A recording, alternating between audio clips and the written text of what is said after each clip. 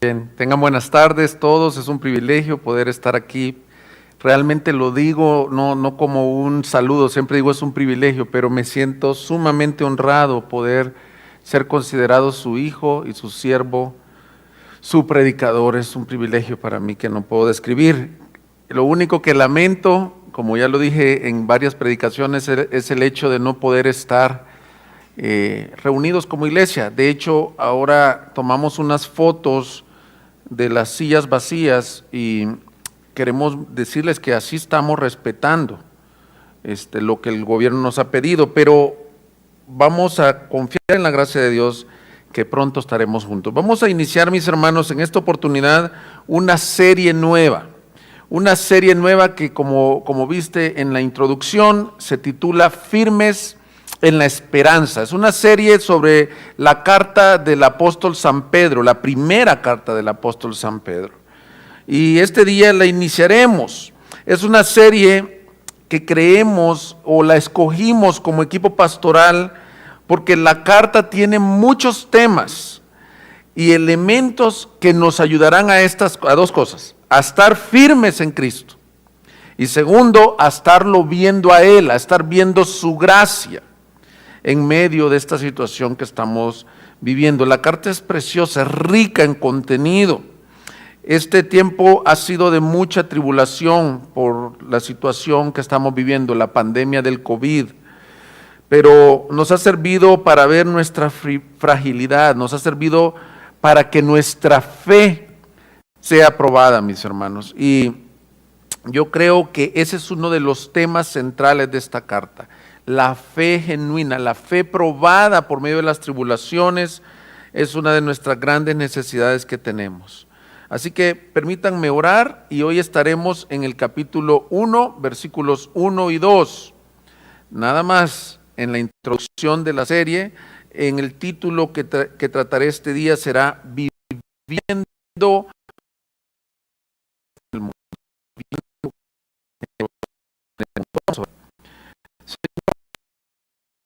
Hemos estado tu presencia ha estado presente en medio de nuestro Señor, y hoy te suplico que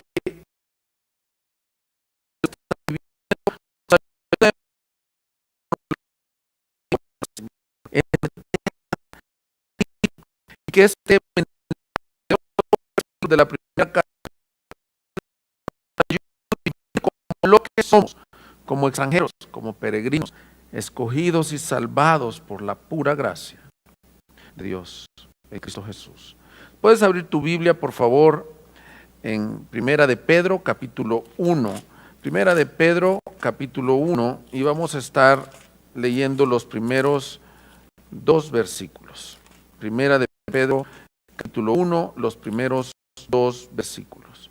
Dice así la Escritura: Pedro, apóstol de Jesucristo, los expatriados de la dispersión en el Ponto, Galacia, Capadocia, Asia y Bitinia, elegidos según el previo conocimiento de Dios Padre, por la obra santificadora del Espíritu, para obedecer a Jesucristo y ser rociados con su sangre. Que la gracia y la paz os sean multiplicadas. Yo creo, mis hermanos, firmemente que cuando las circunstancias están tranquilas, y quiero decir lastimosamente, el pueblo de Dios se acomoda.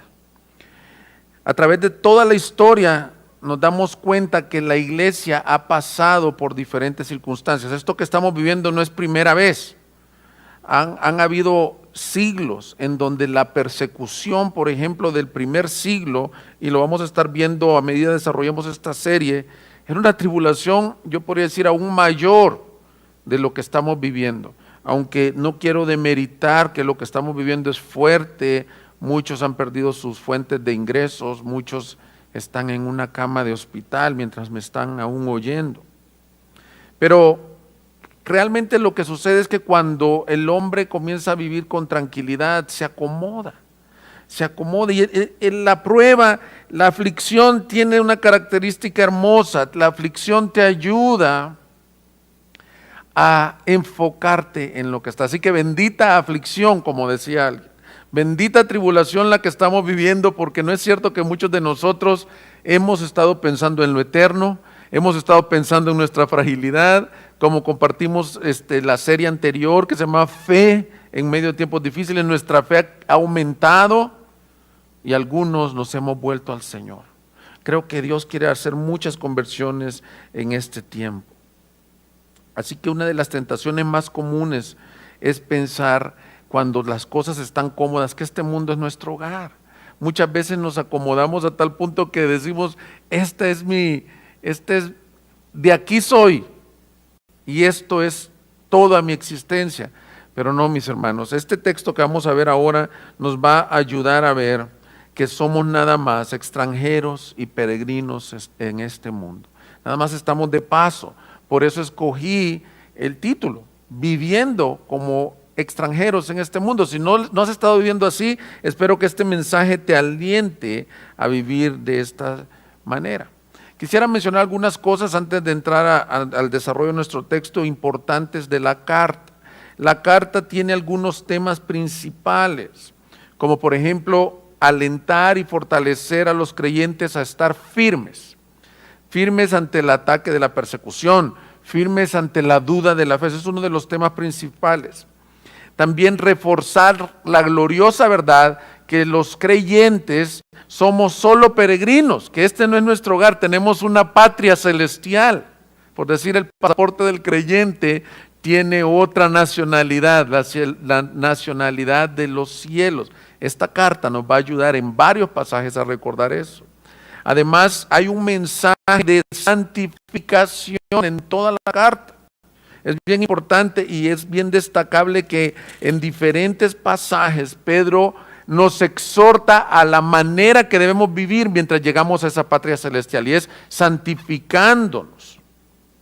Además, que es una epístola de afecto pastoral para una iglesia sufriente. Así que por todos estos elementos escogimos esta epístola y la estaremos desarrollando en unos 12 mensajes.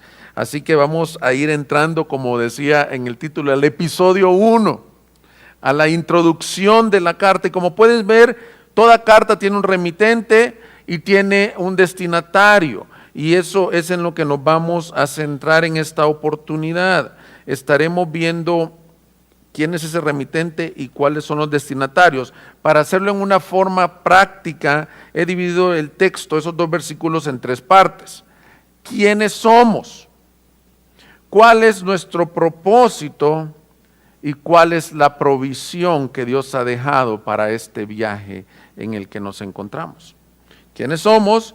¿Cuál es nuestro propósito? ¿Y cuál es la provisión que Dios ha dejado para este viaje? Así que comencemos con lo primero. ¿Quiénes somos? Mira cómo Pedro escribe a los que se encuentran dispersos en la región de Asia. Primero comienza diciendo: Pedro, apóstol de Jesucristo. La carta comienza con una introducción en donde se refuerza la autoría de Pedro y su presentación como apóstol. Algunos incluso han dicho que esta carta está rica de alusiones al Antiguo Testamento. Fíjate bien, aún más que Hebreos y aún más que Romanos. Es sorprendente cómo Pedro en su mente judía está haciendo alusiones al Antiguo Testamento, citaciones al Antiguo Testamento.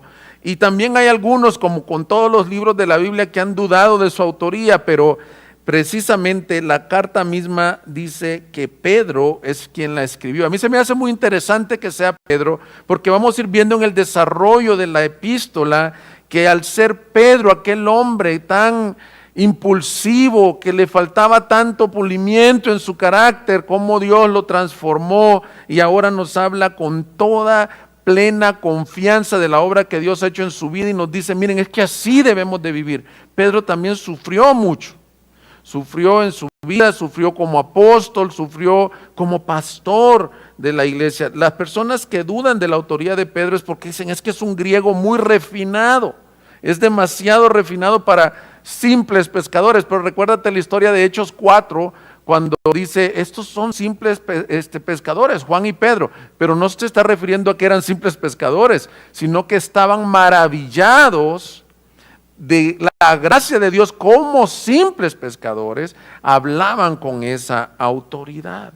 Entonces Pedro se presenta en el versículo 1 y luego nos dice, por ejemplo en el capítulo 5:1, nos dice que también él ha sido testigo ocular de los sufrimientos de Cristo, y además en la segunda carta Pedro dice: esta es la segunda carta que os escribo, hermanos. Así que la autoría se le atribuye al apóstol San Pedro, y eso nos va a dar una gran lección. Siéntate a los pies del pastor Pedro el apóstol.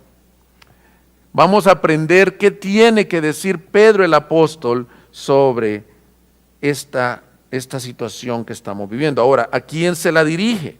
Lo primero que dice es a los expatriados de la dispersión, y habla de unas regiones: el Ponto, Galacia, Capadocia, Asia, Bitinia. Esta región, mis hermanos, es lo que actualmente es Turquía, que en ese tiempo se conocía como Asia Menor, y habla de expatriados de la dispersión. Está haciendo referencia a lo que dice en Hechos capítulo 11, versículo 19, que el pueblo judío, los creyentes judíos, sufrieron una gran persecución. Bien tremendo que la primera persecución que sufrieron, Saulo de Tarso estaba incluido en los primeros que los persiguieron. Pero también, eso está en el capítulo 8 de Hechos, pero también en este momento, ya en el capítulo 11, se ve que hubo una dispersión mayor. Pero mira los propósitos de Dios con las tribulaciones. Acompáñame a Hechos, por favor, capítulo 11, versículo 19. Dice así: ahora bien, los que habían sido esparcidos a causa de la persecución que sobrevino cuando la muerte de Esteban, llegaron hasta Fenicia, Chipre y Antioquía, no hablando la palabra a nadie, sino solo a judíos. Pero había algunos de ellos, hombres de Chipre y de Cirene, los cuales al llegar a Antioquía hablaron también a los griegos, predicando al Señor Jesús, y la mano del Señor estaba con ellos, y gran número que creyó se convirtió al Señor. Mira cómo Dios usa las herramientas. Mira la tribulación que les llegó, una persecución a Jerusalén por la cual salieron expatriados, dispersos. Y luego, como conoces también la historia, en el año 70 cayó el templo de Jerusalén en manos de Tito, y cayó Jerusalén. Entonces el pueblo judío fue disperso, pero yo quiero que veas el propósito grande de Dios. La tribulación siempre tiene propósito.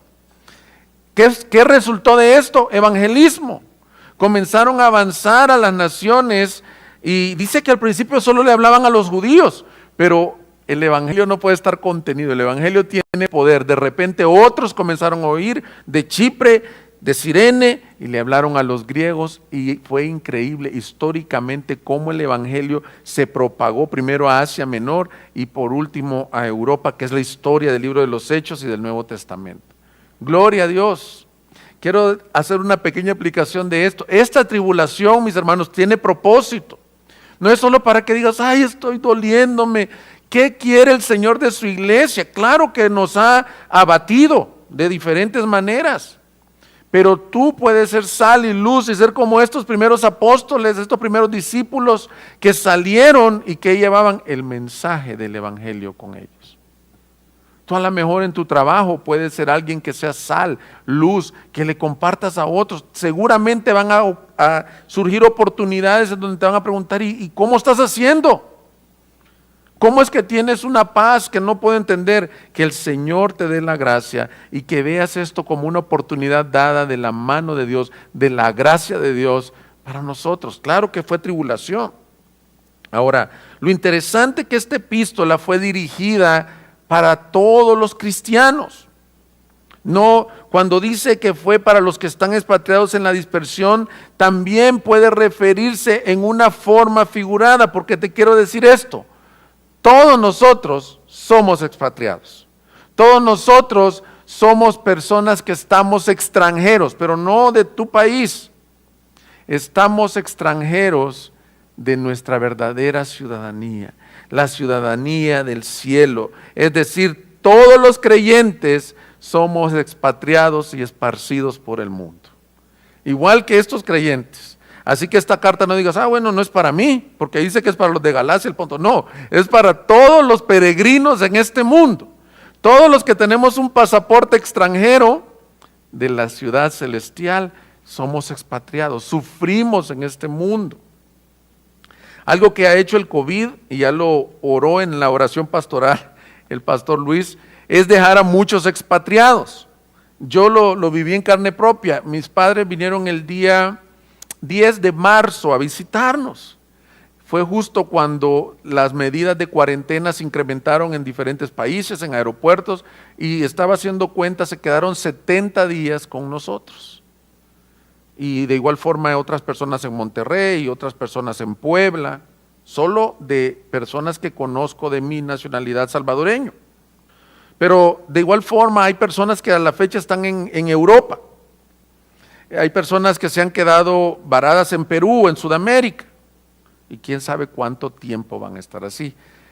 Ahora, todos ustedes que han sido expatriados, es bien tremendo que tú llegas, te ponen en un hotel, te ponen en una casa, te hospeda alguien, pero no es tu casa. Y a mí, entonces, el primer punto del mensaje es ¿quiénes somos? Y quiero ya comenzar a aplicar el mensaje. Todo esto fue como introducción a lo que es el texto.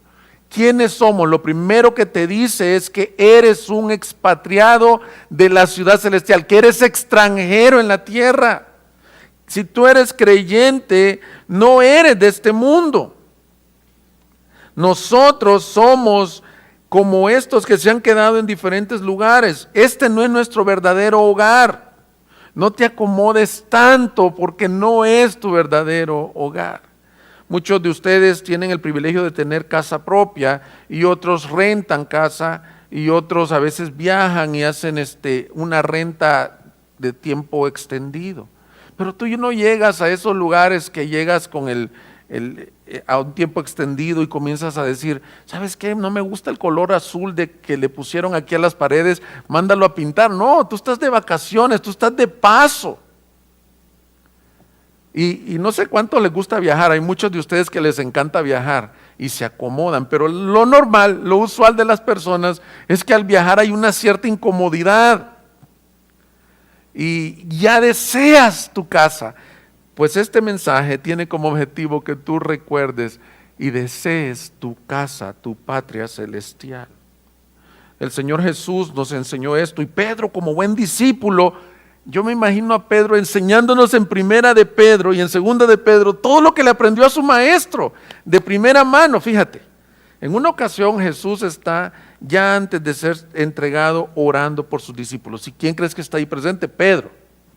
Y él está oyendo estas palabras, Juan 17. Esta es una de las oraciones más hermosas porque él fue quien oró por nosotros, mostrándonos que este no es nuestro verdadero hogar. Dice Juan 17, 14. Si me puedes acompañar, por favor. Yo les he dado tu palabra y el mundo los ha odiado porque no son del mundo, como tampoco yo soy del mundo. No te ruego que los saques del mundo, sino que los guardes del maligno. Ellos no son del mundo, como tampoco yo soy del mundo. Santifícalos en tu verdad. Tu palabra es verdad. Como tú me enviaste al mundo, yo también los he enviado al mundo. Mira el lenguaje que usa Jesús. Dice que primero este mundo no es tu hogar, más bien tú has sido enviado al mundo. Es decir, tienes como una misión en este mundo en la cual el Señor está diciéndote que no perteneces a este lugar. Ahora, hay una gran tentación para los creyentes. Y todos la hemos tenido, yo la he tenido, tú también la has tenido, es acomodarnos a este mundo. La batalla del mundo es esto, es un amor en el corazón. Es bien seductor. Todos los pasajes, dije en nuestra serie de Romanos, que apuntan al mundo, lo describen como un enemigo del creyente, y por esta razón lo describen como un enemigo del creyente. No es que tú vas a salir de esta predicación a la calle diciendo que todos son tus enemigos, lo describen como un enemigo porque en todos los pasajes se muestra como un poder seductor, es la corriente de este mundo. Pero es un poder que nos atrae a acomodarnos. Es decir, ibas para la patria celestial, pero de repente pones tu mirada en lo temporal. También Juan, el otro discípulo del Señor, el discípulo amado, nos dice en primera de Juan, capítulo 2:15, mira cómo lo dice: no améis al mundo ni las cosas que están en el mundo. Si alguno ama al mundo, el amor del Padre no está en él. Porque todo lo que hay en el mundo, la pasión de la carne, la pasión de los ojos y la arrogancia de la vida no proviene del Padre, sino del mundo.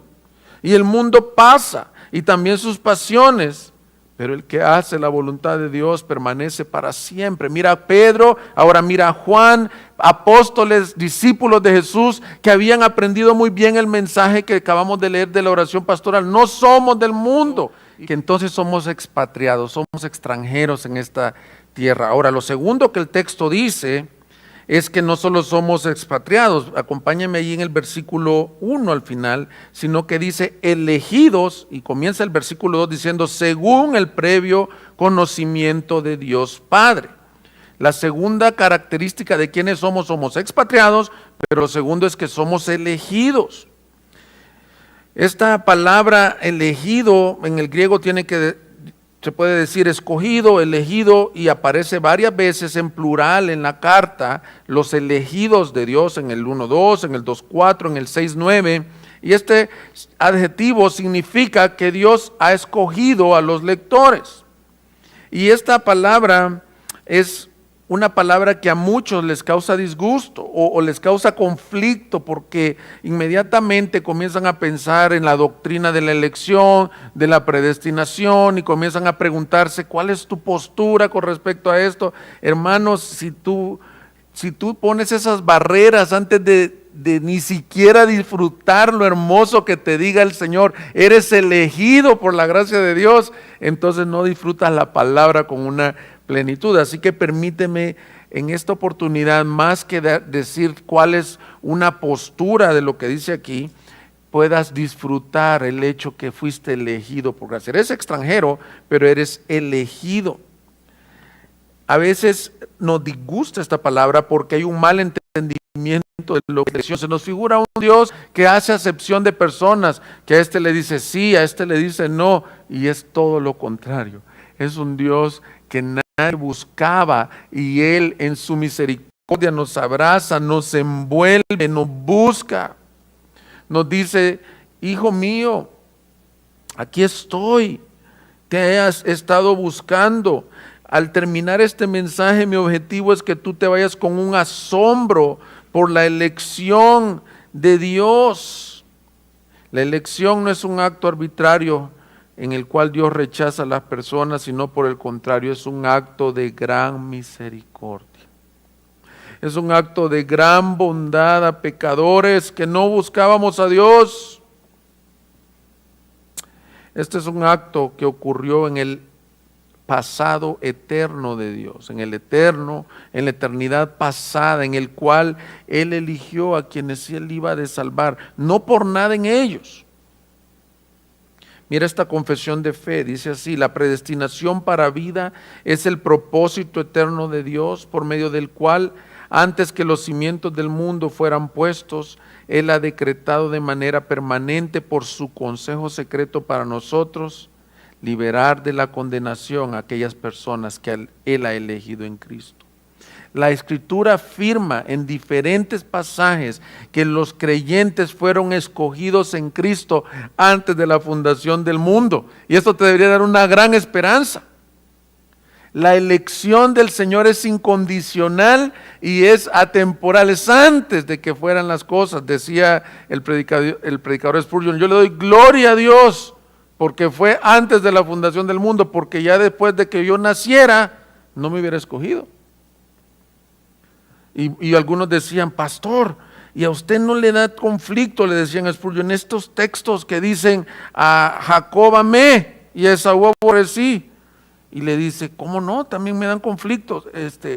Perdón, hermana, pero ¿qué parte le da conflicto a usted? Eso que dice que a Esaú aborreció.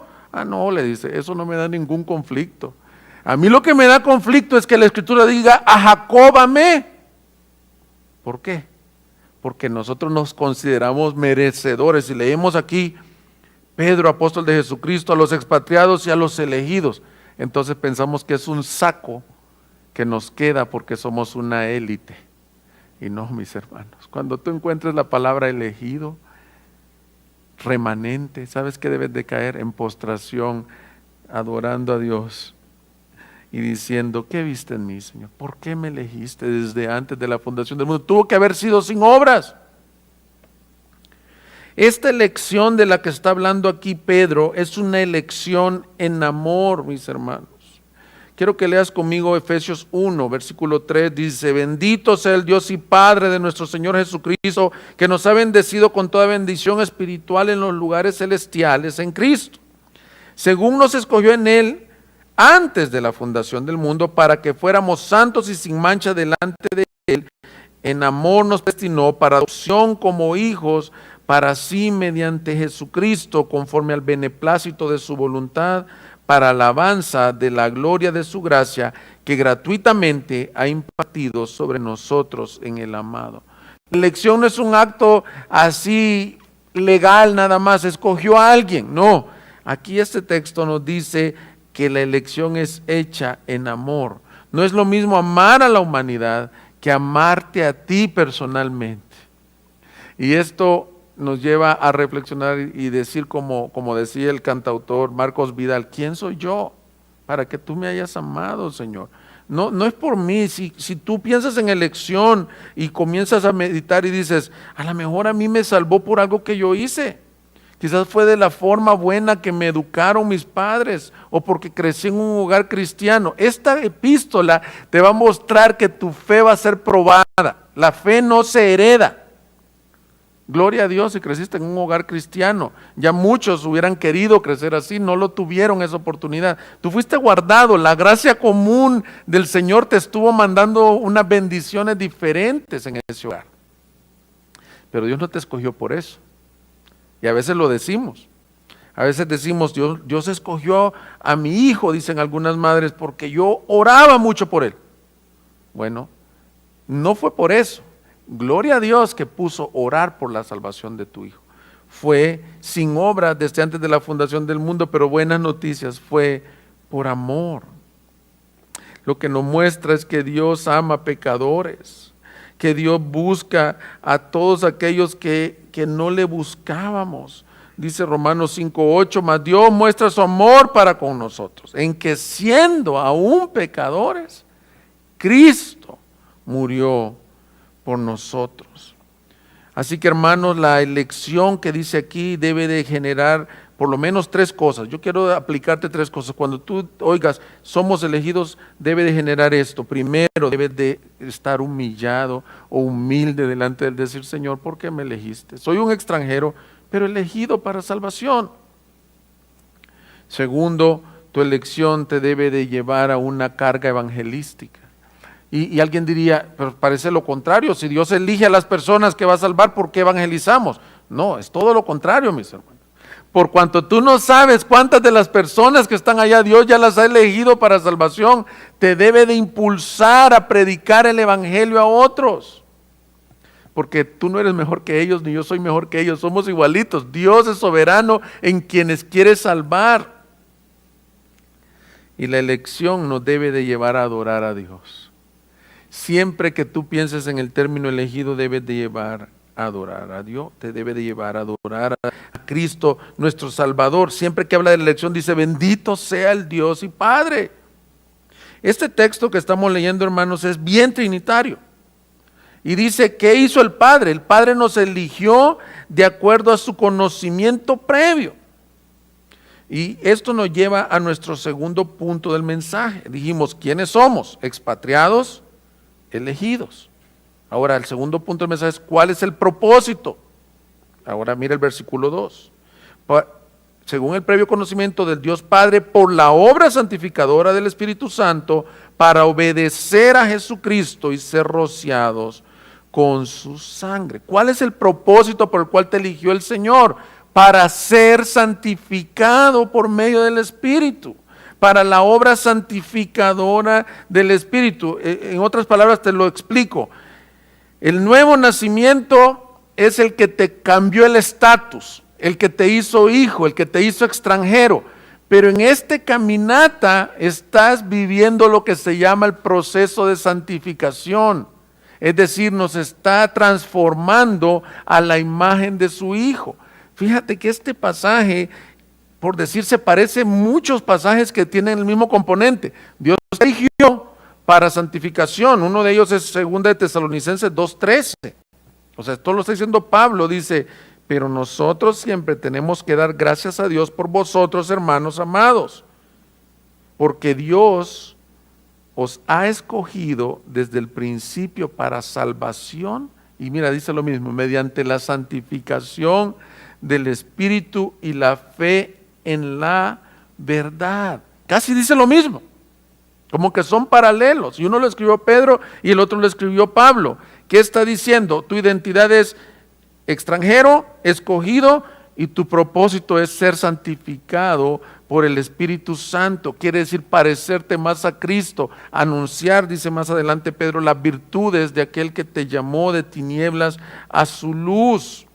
Dios quiere que seamos santificados. Y mira, me llama la atención que no hay nadie más calificado para hablar de este tema que Pedro, o es uno de los más calificados. Quiero que pienses un momento, el Pedro que estaba en la noche de la pasión de Cristo. Estaban ahí en la cena, en la última cena, y les dijo, Pedro, he rogado por ti porque vas a ser zarandeado. Y Pedro, un hombre impulsivo, con convicciones fuertes, le dice, Señor, aunque todos estos se escandalicen de ti, yo no lo voy a hacer. Y le dice el Señor, Pedro, mira, mejor no digas que este mismo día, antes que cante el gallo, no sé, hay gallos que cantan a las 3 de la mañana, hay gallos que cantan a las 5 de la mañana, pero es decir, no va a pasar mañana en donde te vas a dar cuenta tu necesidad de santificación, tu necesidad de un poder extraordinario para ser un hombre diferente. 3 veces lo niega y llora amargamente porque en su negación no solo lo hizo como por accidente, sino que lo hizo con alevosía. Le preguntaban, ¿tú andabas con él? Y fíjate que venció su temor, su ídolo de la imagen propia. No, dice que hasta perjuró, hasta dijo maldiciones para que no le creyeran.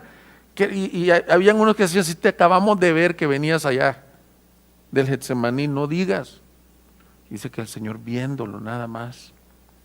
Pero cuando el Señor ascendió a los cielos les dijo, quédense en Jerusalén, que en pocos días va a descender sobre ustedes el Espíritu Santo y van a recibir poder, Hechos 1:8, para ser testigos, tanto aquí en Jerusalén como en Samaria, como hasta lo último de la tierra.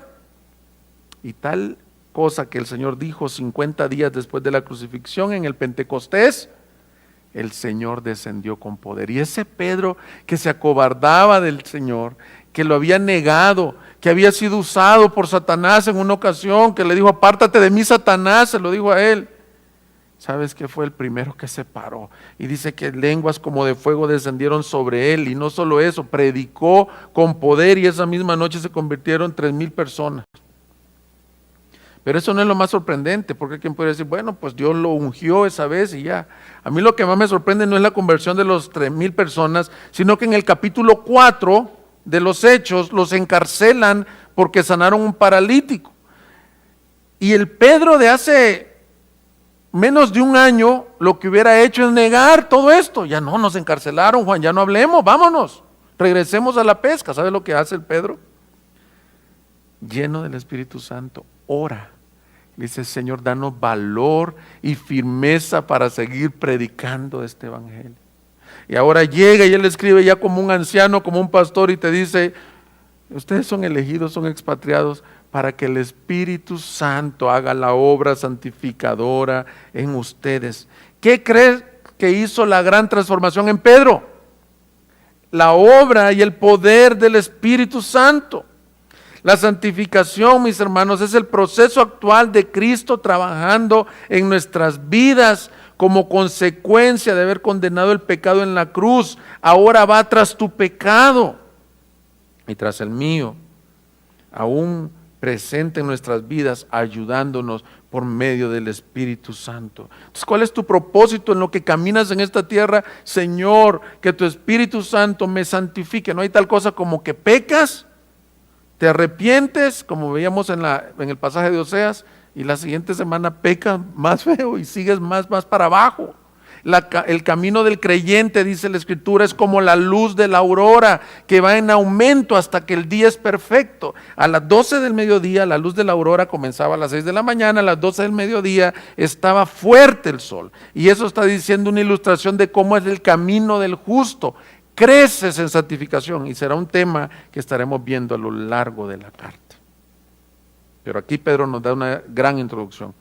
Ustedes fueron escogidos para santificación por el Espíritu Santo. Hermanos, hemos contristado muchas veces el Espíritu Santo. Aquí está hablando, Dios Padre te escogió, Dios Espíritu Santo te está santificando. Cuando digo hemos contristado es porque no lo buscamos, no le pedimos. Muchos han tenido temor por los excesos en cuanto a los dones y todo esto de los carismas del Espíritu Santo. No estamos hablando de esto. Lo que decía Pedro, el Señor dijo, cuando el Espíritu Santo descienda sobre vosotros, recibiréis poder para hacerme testigos, poder para vivir la vida cristiana, poder para dejar tu pecado. Entonces, ¿cuál es tu propósito? Extranjero, escogido, que está siendo santificado por el Espíritu Santo, y para ser rociados y obedecer al Evangelio, rociados con su sangre para la obediencia del Evangelio. Qué interesante que aquí Pedro hace, les dije que hay muchas alusiones al Antiguo Testamento, aquí hace una alusión bien hermosa al Antiguo Testamento, está citando Éxodo 24, cuando Moisés leyó el libro del pacto, el pueblo levantó la mano y respondieron, todo esto haremos. Entonces Moisés roció sangre sobre el pueblo y dijo, he aquí la sangre del pacto que Jehová ha hecho con vosotros, de acuerdo a todas estas cosas. Y el escritor de la epístola a los Hebreos comenta que Jesús derramó su sangre para quitar los pecados del pueblo. Lo que está diciendo Pedro es que tú, por medio de la sangre de Cristo, y yo por medio de la sangre de Cristo, no solo has sido rociado, has sido lavado totalmente de toda tu vida de pecado. Y por lo tanto, el Evangelio demanda obediencia. Pero es una obediencia no solo de decir, como el pueblo de Israel, ¿qué tengo que hacer? ¿A dónde me tengo que enlistar para obedecer los mandamientos de Dios? No, es por la obra del Espíritu Santo y por la sangre de Cristo que ha sido rociada sobre ti, que puedes obedecer a Jesucristo. Somos llamados a obedecer, somos llamados a vivir para el Señor, pero lo que tienen en mente Pedro es el sacrificio de Cristo en la cruz. Y permíteme compartirte qué es el sacrificio de Cristo en la cruz. ¿Qué valor tiene la sangre rociada, no de corderos, sino del Hijo de Dios? Todos nosotros, por bueno que seas o por malvado que hayas sido en tu vida, lo que merecemos es la justa condenación de Dios por nuestros pecados. Merecemos una vida miserable en la tierra porque la Escritura dice que la paga del pecado es muerte. Pero en el Éxodo hay una imagen de lo que es esto que está diciendo Pedro. En el Egipto, en el último día, la última plaga era que todos los primogénitos habrían de morir. Pero aquellos que se les dio la palabra, que les dijeron pongan sangre de un corderito sin mancha, sin contaminación, pongan sangre en los dinteles de su puerta y entren en esa casa creyendo en el poder de esa sangre, en el valor de sustitución de ese cordero que sustituía el juicio que merecían todos los primogénitos egipcios. Y todos los primogénitos entraron, y dice que esa noche pasó el ángel sobre esa casa, pero lo que vio es que vio sangre en los dinteles de la puerta. Por eso la palabra Pascua viene de un hebreo pasal, que quiere decir literalmente como en inglés pasar sobre, pasar sobre. pasó la ira de Dios, pasó encima. Y a mí lo que me encanta que no era el poder de la fe que tuvieron, porque fíjate qué tremendo, a lo mejor un israelita decía, pues yo no creo mucho lo que dijo Moisés, que va a pasar un ángel, pero bueno, voy a comer del cordero y voy a poner la sangre en los dinteles, y se metía a esa casa. Y a lo mejor el otro decía, yo creo mucho en esto que dijo, y también se metía en esa casa. No era ni por la gran fe de uno, ni por la falta de fe de otro, sino lo que veía el ángel era la sangre, y pasaba encima. ¿Y sabes lo hermoso? Que nosotros también merecemos morir. Eso no es lo hermoso. Lo hermoso que un cordero, ahí mismo lo dice Pedro, en el capítulo 1, si puedes leer conmigo por favor, versículo 18, sabiendo que no fuiste redimidos de vuestra vana manera de vivir, heredada de vuestros padres con cosas perecederas como oro o plata, sino con sangre preciosa, como de un cordero sin tacha y sin mancha, la sangre de Cristo. Porque Él estaba preparado desde antes de la fundación del mundo, pero se ha manifestado en estos tiempos por amor a vosotros, que por medio de Él sois creyentes en Dios, que le resucitó de entre los muertos y le dio gloria, de manera que vuestra fe y esperanza sean en Dios.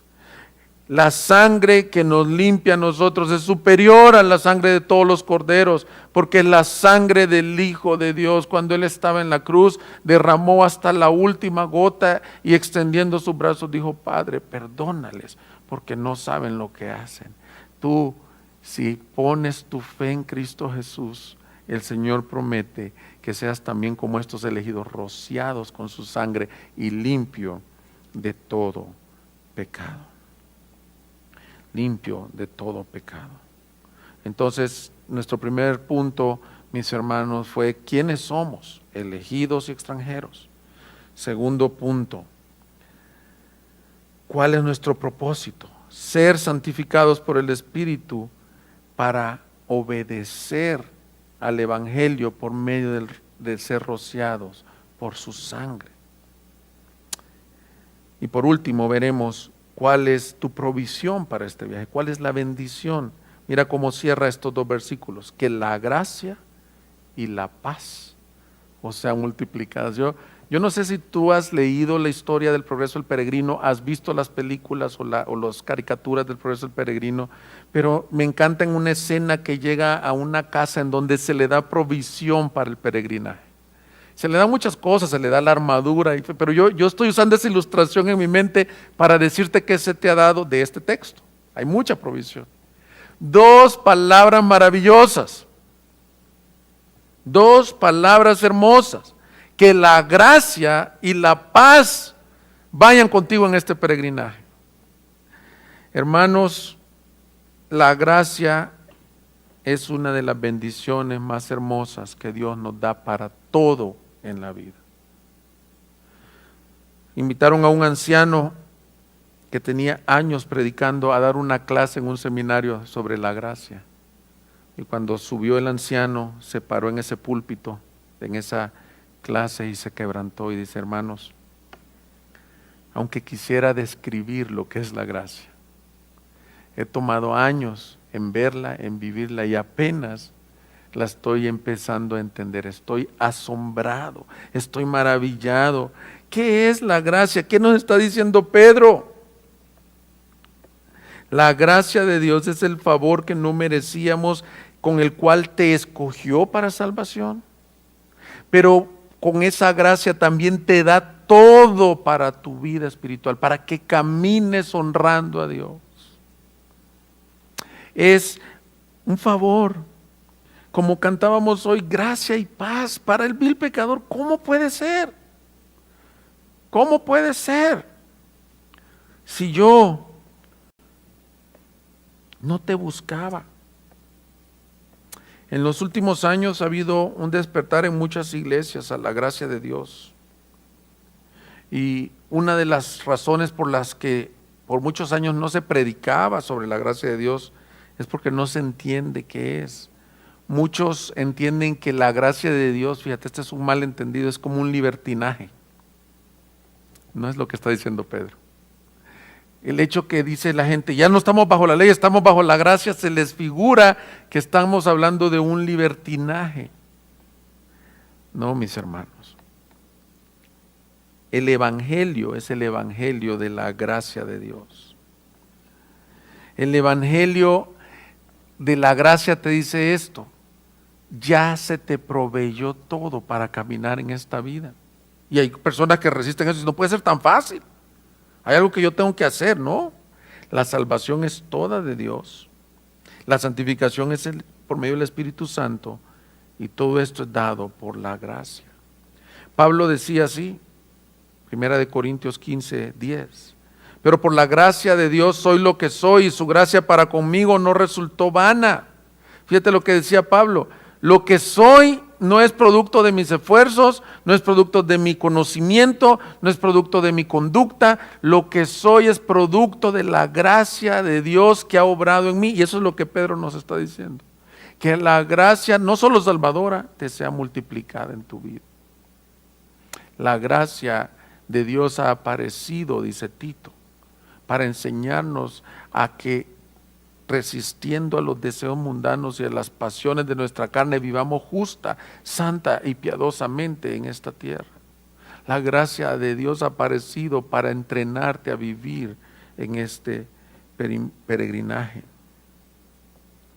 La gracia de Dios es la que nos justificó, pero por gracia vivimos a diario, ya que todo lo que hemos recibido proviene de su mano.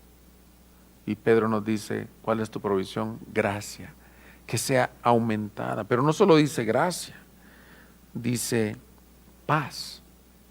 Esa palabra paz es hermosa. Es la palabra que el Señor decía a sus discípulos. En hebreo, shalom, en griego, irene, paz, la paz de Dios. Esa palabra paz que dice ahí el apóstol Pedro tiene dos connotaciones. Primero, la paz que Dios celebra con el hombre, una paz vertical. Pedro te dice, ¿cuál es tu provisión para el viaje? Gracia y paz. Tú y yo ya no estamos bajo la ira de Dios, ya no somos enemigos de Dios, por la pura gracia y porque Él ha celebrado paz con nosotros. Por tanto, Romanos 5:1, habiendo sido justificados por la fe, tenemos paz para con Dios por medio de nuestro Señor Jesucristo. Este es el misterio de la gracia de Dios. Enemigos que no le amábamos, ahora Dios dice, ya no hay condenación, ya no hay culpa. A lo mejor tú estás batallando en este mismo momento al oír este mensaje y decir, pero es que, pastor, usted no sabe cómo vivo yo, ya soy creyente y aún así le fallo al Señor. O alguien que nunca ha ido a una iglesia y no es creyente y dice, yo, ¿cómo me puedes decir que hay paz con Dios? Porque Romanos 5:1 te dice que es por medio del sacrificio de Cristo. Para que tú y yo tengamos paz con Dios, lo que tuvo que acontecer es que toda la ira, el juicio de Dios fue sobre Jesús, para que tú y yo ahora nos sentemos a su mesa. Pero esa palabra paz también tiene que ver con una paz de Dios en el corazón para sus hijos. Paz con Dios y paz de Dios. Y mira, la paz que Dios da, dijo así Jesús: mi paz os dejo, mi paz os doy. Yo no se las doy como este mundo se las da. ¿Por qué? Porque la paz de Dios es inentendible, si existe esa palabra, es indescriptible. Las circunstancias pueden estar adversas, pero aquel que apropia esta palabra, que la gracia y la paz os sean multiplicadas, puede enfrentar esta tribulación que estamos viviendo, que no es leve, en paz. ¿Tú has visto el rostro de alguien que conoce a Jesús como su Salvador antes de una tribulación? Pienso en Esteban, que dice que resplandecía su rostro antes de ser apedreado, mis hermanos. Tenía paz este hombre antes de ser apedreado. ¿Por qué? Porque la paz con Dios se había celebrado, no había condenación sobre él. pero también Dios imparte paz en aquel hombre. No creas que eran piedritas, era una lapidación con rocas. Y este hombre decía, veo el cielo abierto, veo el cielo abierto, y al Hijo del Hombre sentado a la diestra de Dios. Tú estás pasando tribulaciones, tú estás pasando pruebas. Te quiero decir esto, la paz de Dios te sea multiplicada. La paz que sobrepasa todo entendimiento. No estamos ansiosos, no estamos descontrolados, aquellos que Dios ha hecho esta obra. Cristo es nuestro Señor, la gracia y la paz. Así que quiero concluir con esto el mensaje, mis hermanos. Primero, el saberte que este no es tu verdadero hogar debe alentarte a vivir para lo eterno. Este mensaje debe de impulsarte a decir, ya no quiero poner mis tesoros en la tierra, quiero vivir para lo eterno. Segundo, el saberte elegido de Dios debe humillarte a vivir para su gloria. ¿Verdad que está buena esta epístola para comenzar a estudiarla? El saberte elegido de Dios debe humillarte a vivir para su gloria. Tercero, la gracia y la paz te sean multiplicadas en este viaje. Ese es mi deseo pastoral para ustedes. Mi deseo de Pedro para mí. Señor, dame gracia, más gracia. Por ejemplo, quiero hacer una aplicación en algunos. ¿Cómo te puede dar más gracia y más paz? Algunas madres de la iglesia, y está bien que lo haga, gracias por tu humildad en confesarlo, están batallando, ya no saben qué hacer con tantas horas de los niños. ¿Sabes qué? Dios te dio esos niños. Dios te va a multiplicar la gracia para criarlos ahí. Otras esposas y esposos no sabían convivir con sus cónyuges. El Señor te va a dar la gracia. Estás en un ministerio sirviendo y dices, ¿cómo voy a hacer esto si yo no tengo tantas capacidades? El Señor te multiplique la gracia para hacerlo. Estás batallando con un pecado que no puedes dejar, con una falta de perdón. El Señor multiplique la gracia. Y por razones obvias de lo que estamos viviendo, el Señor multiplique la paz. Escucha su voz ahorita en la tempestad, como cuando se acercó a aquella barca caminando el Señor. Paz a vosotros. Aún como se oró ahora en la oración pastoral, aún si tu momento fuera crítico, fuera de perder la vida, te quiere decir el Señor, paz a tu vida. Y por última conclusión es, si nunca has confiado en Cristo para tu salvación, te llamo, te animo a venir a Él, porque Él quiere rociar la sangre del Cordero sobre tu vida. Él puede darte una identidad, un propósito y esta bendición. Ven a Jesús, quien derramó su sangre para salvarte. Así que a todos los expatriados, creyentes, la gracia y la paz de Cristo nos acompañe en este caminar. Vamos a orar y vamos a adorar al Señor cantando. Búsquenos en Facebook y YouTube como Iglesia Gracia Soberana Guadalajara y visita nuestra página de internet igsg.org.mx y disfruta de este y otros mensajes. Visítanos, estamos en Avenida San Luis Gonzaga, 5114, Zapopan, Jalisco, México. Estaremos felices de recibirte.